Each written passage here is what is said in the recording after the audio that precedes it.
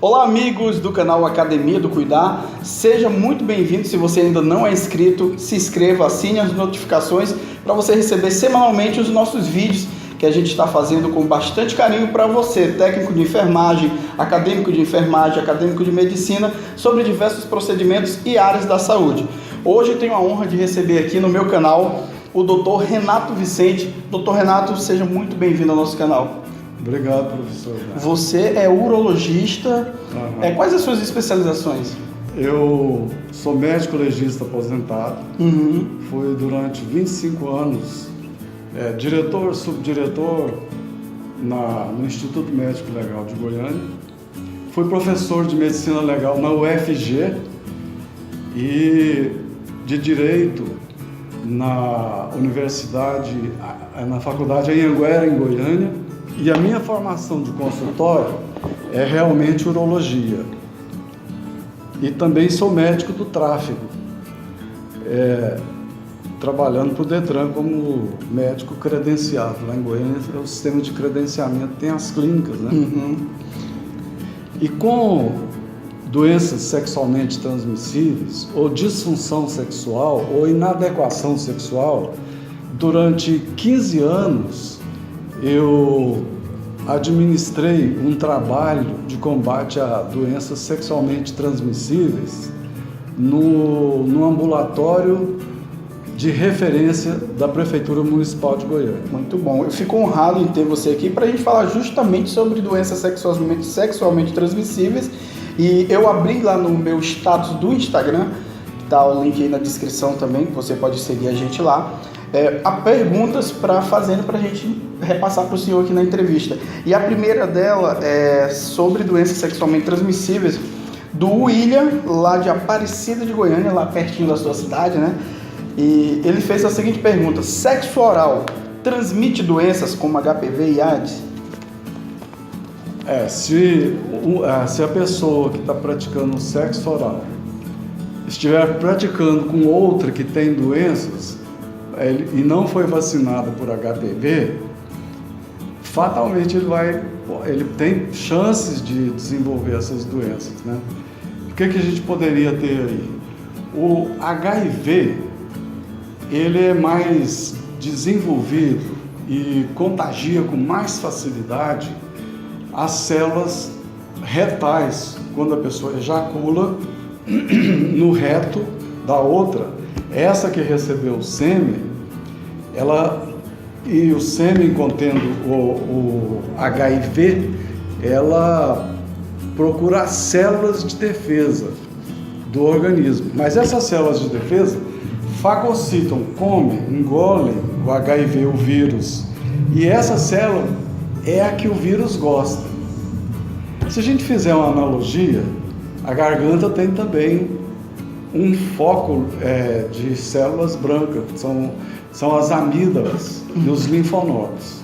Sobre o HPV, que é na verdade o Hominis papova vírus, que é uma doença que produz uma verruga, pode ser plana, pode ser uma verruga tipo couve-flor, etc. No caso, se a pessoa que está recebendo sexo oral, né, ela tiver também fissuras, ou tiver com a garganta inflamada, tudo que tiver inflamado facilita.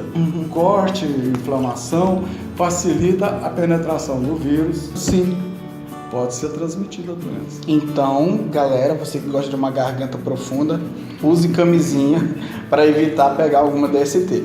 Doutor, muita gente reclama, inclusive com nós que trabalhamos na área da saúde, por que eles só conseguem comprar o antibiótico através de receita? Porque tem muitas pessoas que adquirem uma gonorreia, por exemplo, precisa ser tratada à base de antibiótico, só que tem vergonha de ir ao médico e reclama de não poder comprar sem receita na farmácia o antibiótico. Por quê? Ora, essa medida ela foi tomada pela Anvisa porque o pessoal estava comprando muito antibiótico e tomando a esmo. Quando você usa muito antibiótico a esmo, você tira a validade dele. ele enfraquece, ele para. Tanto que a amoxicilina, agora você tem que comprar amoxicilina com clavulato. Porque o rim filtra a amoxicilina e o clavulato puxa de volta. Para manter ela mais forte, sempre com um pico máximo. Mas a amoxicilina derivou da ampicilina. Já a ampicilina foi pouco usada, ela ainda é potente. Mas como eles puseram a amoxicilina no mercado e ela foi muito vendida, ela foi perdendo o efeito. Para não perder o efeito, ela encareceu, porque agora tem que colocar a amoxicilina com clavulanato. Mas eu acho que o paciente não pode ter vergonha.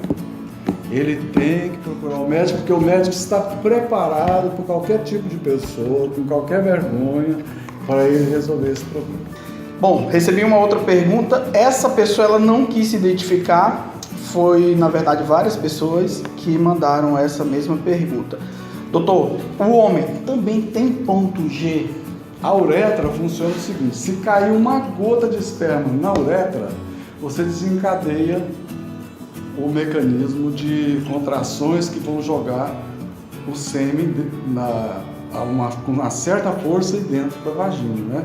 Para procurar o caminho do útero. No homem, esse ponto G a gente poderia considerar a próstata. Então, por isso que alguns, lógico, né?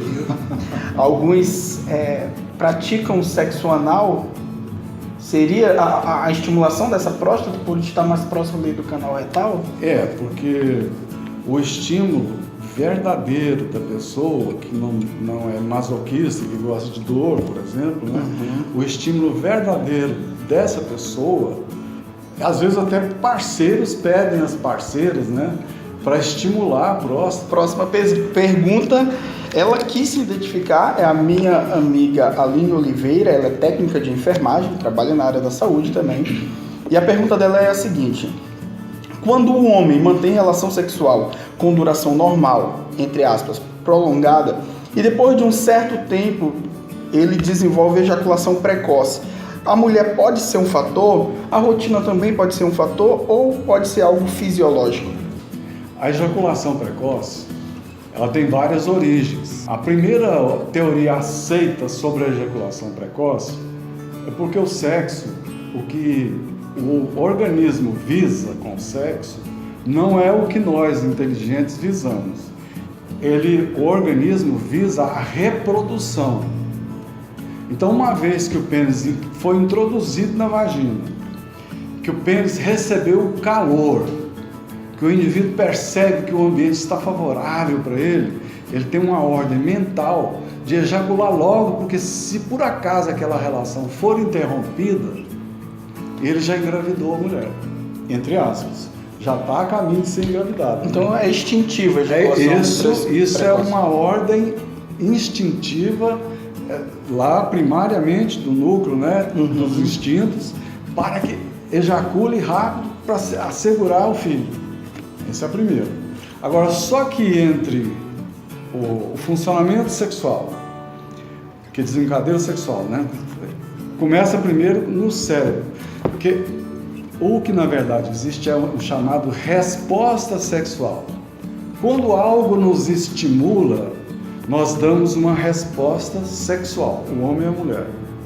Quanto mais a mulher pensa em sexo, mais ela tem vontade de fazer. Se ela não pensa em sexo, ela nunca vai ter vontade de fazer. O homem, a mesma coisa. Se está sempre pensando em sexo, é proporcional, porque ele já está acionando todos os hormônios cerebrais, da hipófise, da tireoide, está preparando o corpo dele para estimular a produção de espermatozoides e o funcionamento, né, e todas as secreções que são da vesícula seminal, prostática, epidídmica e etc. Então, no caso do orgasmo precoce, é muito difícil. Eu acho que a grande maioria das mulheres, eu não sei se eu estou certo porque eu sou homem, né? Mas a grande maioria das mulheres, elas têm dificuldade. Primeiro porque são reprimidas, segundo porque não pensam muito. As que pensam muito entram no clima. Não são estimuladas, né? Já acontece o inverso com o homem, ele está muito estimulado e ainda tem esse instinto animal, primário, né, primitivo, aí ele vai colocando e ejaculando. Então a ejaculação, ainda tem mais. O pênis, ele funciona com sensibilidade e calor. Aí se você tem fimose, que é um problema, porque a pele reveste o pênis, guarda a infecção, tira de uma, põe na outra, ou põe na mesma e tira da mesma. É muito comum a mulher, a infecção, se o pênis está inflamado, ele vai ter tendência a ter ejaculação precoce. Sem operar, eu acho que o homem, todo dia que fizesse higiene, não deixa a urina. A urina, ela fermenta e gera bactérias, junto com aquele esmegma que é formado, que esfregado no colo da mulher, pode dar câncer de colo. Há, inclusive, você não acha câncer no meio dos judeus. Foi uma lei de Deus que, na verdade, na Bíblia, ele ditava também um código de saúde. Esse do convênio com Deus, de que todo mundo teria que ser operado de fimose, já era para prevenir essa infecção genital da mulher comum ou de doenças sexualmente transmissíveis. Então, se a pessoa tem uma inflamação no pênis, é outra causa de ejaculação precoce. Se a pessoa não está pensando em sexo, mas é pega de surpresa, ela pode ter um SUS e ter ejaculação precoce. Se ela tem relação muito tempo com a pessoa e aquilo vai perdendo estímulo porque se torna uma coisa assim mecânica, ela começa a girar entre os dois, entre o casal, que um quer muito e o outro não quer.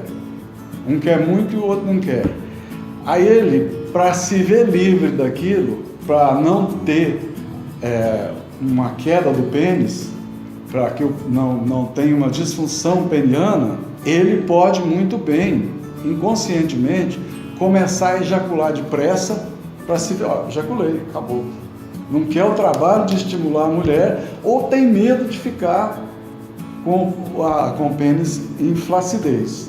Esse é um dos motivos. Bom, a outra pergunta, que na verdade não é bem uma pergunta, foi uma sugestão que a gente recebeu no nosso canal e a gente está trazendo aqui para o vídeo, que é dúvidas sobre prótese peniana. É uma tecnologia que já está presente no Brasil, antigamente era só Estados Unidos, Inglaterra, esses países mais desenvolvidos. Completamente presente nos Estados Unidos. Eu mesmo fui um dos médicos que procurou serviços no exterior. Eu fui a Cleveland, vi o implante da prótese peniana inflável e vi o trabalho que é feito em São Paulo. No Rio de Janeiro, eles fazem de vários pacientes. Hoje, como nós temos drogas vasoativas, primeiro você tem que ir por um processo. Você tenta as drogas vasoativas orais. Elas não te fizeram muito bem, você não se adaptou. Você tenta as drogas vasoativas, como quando você faz uma injeção de insulina. Só que aí você tem o pênis, você põe lá um tanto dessa mistura, prostaglandina.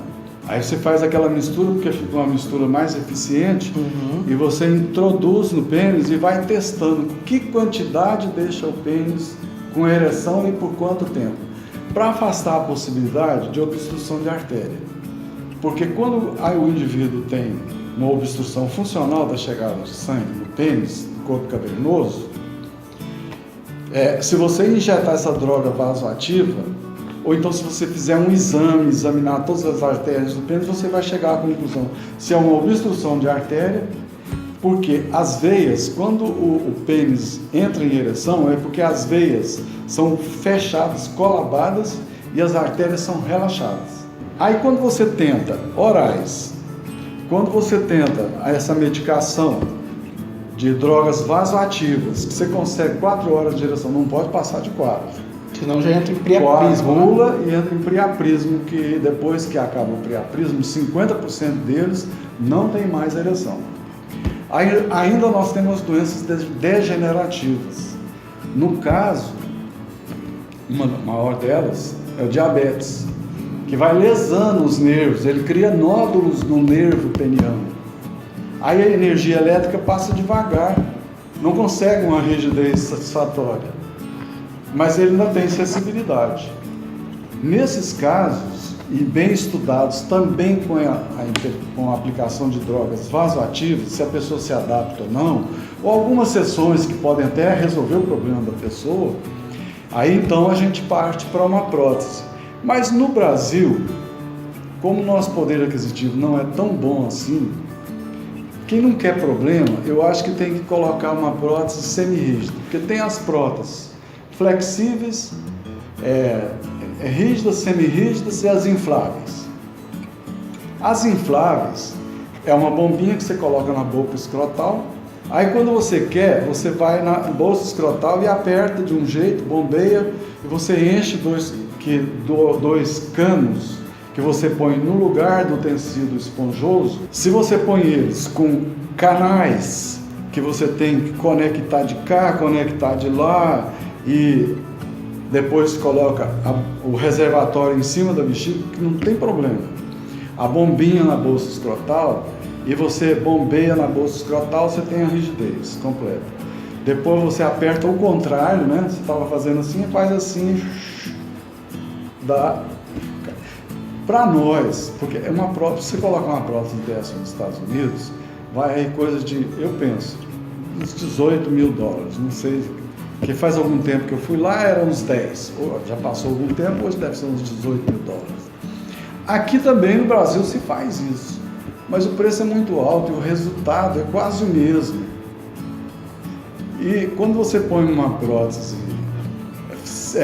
rígida, semiflexível, você dobra ela, quando você quer, você vai lá com a mão, como uma cartucheira. Você dobra e volta. É uma coisa mais tranquila. O risco da prótese é a infecção. Se a pessoa tiver infecção no pênis, ou tiver infecção no corpo, ou tiver diabetes com infecção, tem que fazer tratamento primeiro para depois pensar em colocar. Só em condições favoráveis ele deve colocar a prótese. Eu coloquei num paciente de 80 anos. Depois que ele foi lá, experimentou, falei, e aí, seu Manuel? Ele era de Portugal e morava em Goiânia. Ele falou para mim, doutor, está como dantes. Eu deveria ter colocado essa prótese aos 70 anos.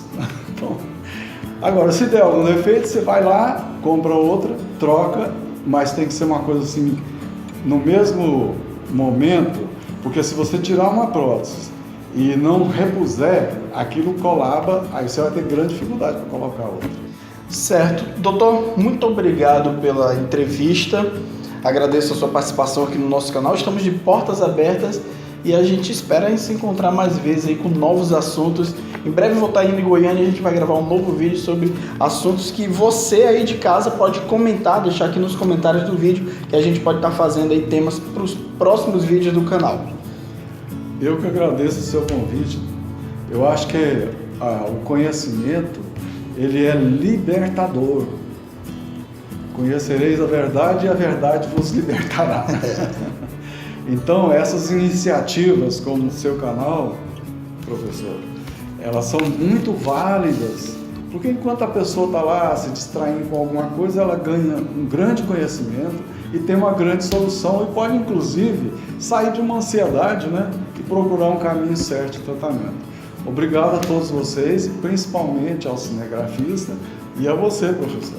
De nada, estou de portas abertas.